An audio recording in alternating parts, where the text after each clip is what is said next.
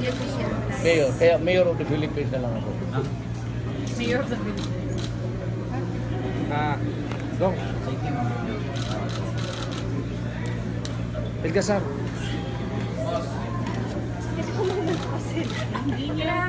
Seat nurse ka muna. Seat nurse. Kaya inaayos lang Presidential na daw. Mayor or mayor president? Just to Mayor lang. May I ask somebody to because may as mayor lang. Wag na yan, sir, mayor lang. Why not you? Headquarters. I do not want an excessive guard. Some of them state, merong ilan lang. Yung original ko lang. Ayaw ko yung dagdag-dagdag. Hindi ko kilala. Pero PSG na ba yan, Mayor? And I will not accept the PSG here. Why not? Tomorrow, I would say, gusto ko na lang muna mag-Tagalog na lang ako. I'd like to apologize in advance. I'd be holding sort of a receiving the people. At may mga tatlong ambassadors ako. So in the place where I intend to meet them, I would ask I said my apology if you are not allowed to enter the premises of the place. Kasi magka-crowd tayo doon. Sir, which countries? China and I think Israel and I forgot the third. Not the US. US or Japan? Sir? No, wala pa ang US. Japan. I don't know, you ask Bong? Are you considering tomorrow as your dry run? Kumbaga, you're gonna start performing sort of? No, because I am not yet as yet the president of this republic. I am still the mayor of Davao City until June 30. Na mag-end yan. We're talking about ending your term as mayor. And if God would allow it, if I'm still alive, then I'd begin my work as president on that day also. Sir, but you're president-elect now. Some people call you president-elect. Oh, wala man yan. Yung president-elect ko. It does not give any importance at all to you. So, Mayor, You're still, I'm still mayor. At saka, sabi ko nga, you just call me mayor. you will be receiving the dignitaries at Manila and Claims Clubhouse, Mayor, for until the end of June. No, ganito na lang. I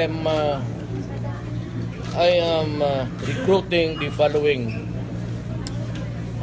Sunny Dominguez as Finance Secretary. Art Tugade was our valedictorian sa San Beda, and he used to be with the Delgado brothers, and he has his own business, and of late he was the manager sa Clark Air Base. He resigned just about 2 months before the election to campaign for me. Classmate ko kasi, and he's bright. He's good. Arturo Tugade. Attorney Arturo Tugade. For what position po? Baka DOTC. Sir, Then, these people have accepted already. well, as in, I'm recruiting. Ibig sabihin, so, but just for you to know, then, I have a very short list actually. I'm still in the process of receiving recommendations. How about PNP Chief, Mayor? Wala pa. There are 3 contenders. I told them to just talk it over between the 3 of them, and I'd be happy to adapt any compromise there for the position. Sila yung nandito, sir?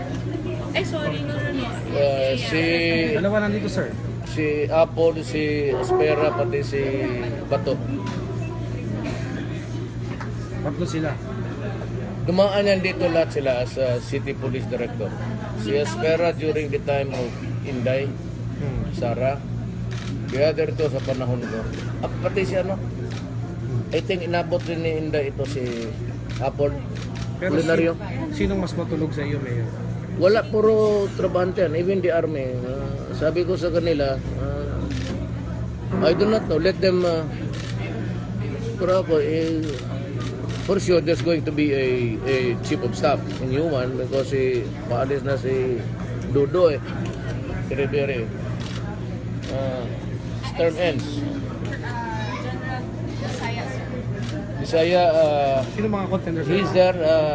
I am considering him to be the next chief of staff. Visaya. Bisaya. Considering him. Si sina Anyo or I'm considering si Anyo. I think I'd rather follow the seniority rule para walang ano. And I told them to activate a vibrant board of generals for both the police and the armed forces. Sila na ang mag-recommend sa akin. And ayaw ko ng lakaran.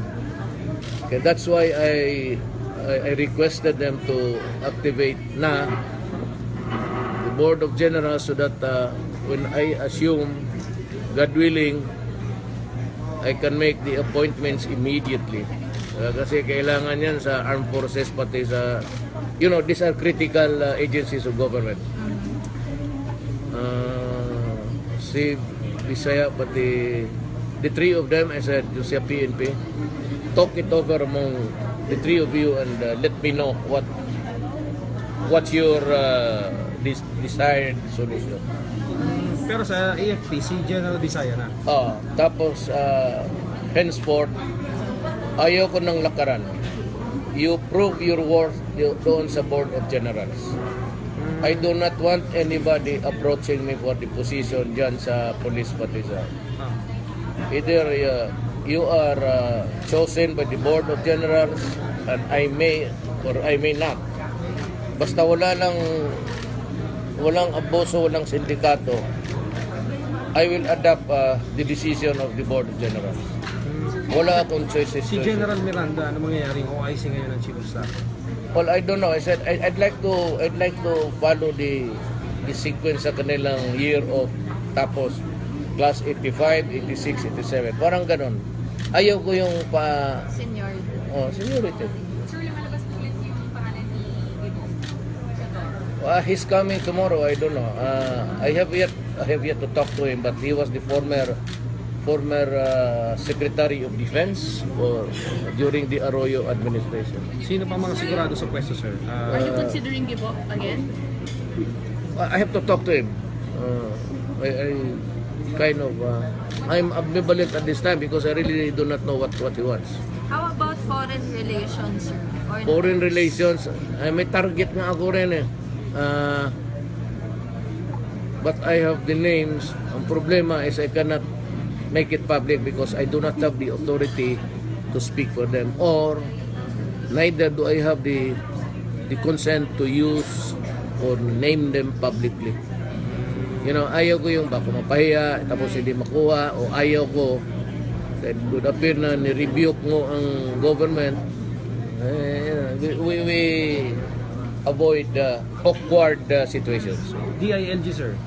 Wala pa rin, DILG, because the police would be under him. So he must be one that must be ready to introduce reform.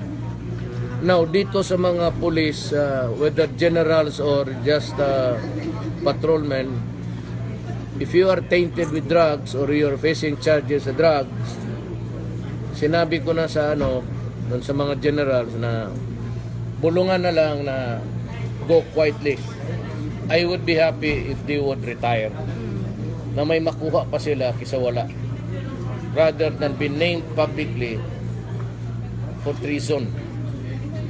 That's the usual word if you talikuran mo ang bayan mo. But you know who these people are already. Yes, itong sa pulis. Dating ko yan sila. Sobra ng 2 years. The normal term is about 2 years. Some of them went as far as 3. Danao is overstaying. Do you know that? Si Danao, sir. Danao would be handling maybe sa drug. I am not allowing just anybody to go into the business of enforcing the laws of drug. Nakukorrupt eh. And PDEA must be reshuffled. Baliktarin ko talaga ang PDEA, ganunin ko. Not abolish. Sabi ko. No, because that is a creation of law. I cannot abolish an agency which is created by law. Pero si I have to Danao, have the consent of Congress. si Danao magiging head ng PIDEA? No, but I think it stays with the police. PDEA is an independent body now. It's a civilian. I'm still scouting for one. But Danao will play a very crucial role sa drug campaign. Sir, is it true? And I have also requested yung sa army, although nothing is definite about the position, kasi kami-kami lang ang storya dyan, for the military to pitch in. So, kailangan ko ng mga military, yung mga sharpshooter, pati yung mga sniper. Totoo, Why, sir? Why? parang lumabang ka, di sniper na lang kita. You mean they're gonna assist in... They will be close with because the president can call on the armed forces of the Philippines to help in the drug campaign and criminality. Yali yung mga droga, yung mga gun for hire, ito yung mga kidnapper, tapos pinapatay nila, tapos itong rape, then you rob, then you kill, and others. I will recommend to Congress for immediate, nandiyan na yan, I think they are punishable already by death penalty. What I would do is to urge Congress to restore the death penalty by hanging. For what crime, sir? Yan ang sinabi ko. Those rape. Drugs, especially if you use drugs, and you have with you an unlicensed firearm, and itong lahat ng robbery with rape, with homicide, tapos gumamit pa ng illegally possessed drugs, death by hanging.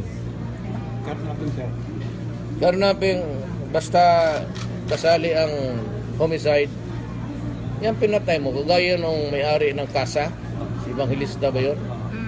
Na nagdi-demonstrate lang siya tapos pinatay, sinunog pa. I really condole with the family. And I share the grief.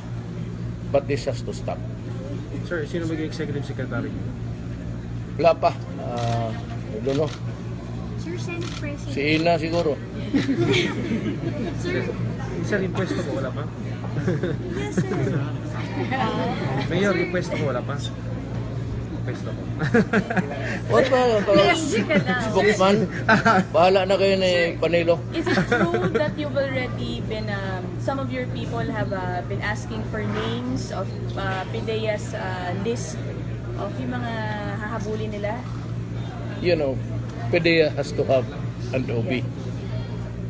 So, tanungin ko, for every law enforcement agency all over, upon my assumption, tanungin ko sa police, sana yung OB ninyo. Who are the leading players dito? At nasaan sila? Saan bahay nila? What is their worth?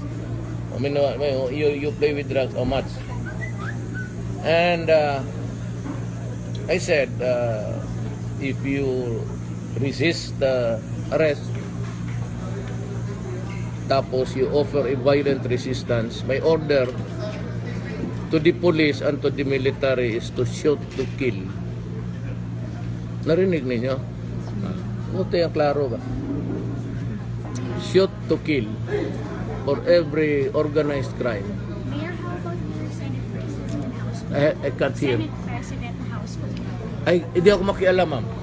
That is independent kami of each other eh. The executive, the legislative, judiciary. We do not cross paths dyan.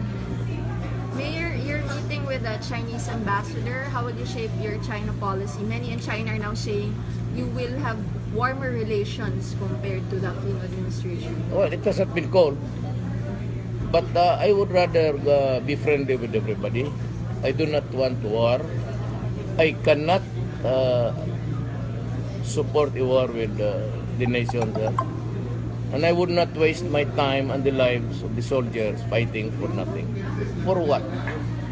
And the problem is dito sa China Sea, if we go to war, for what, at what price, and you make the Philippines the battleground. Ang Palawan, karap lang eh. So yung logistics mo, pati yung assets mo, nandyan talaga yan. Pati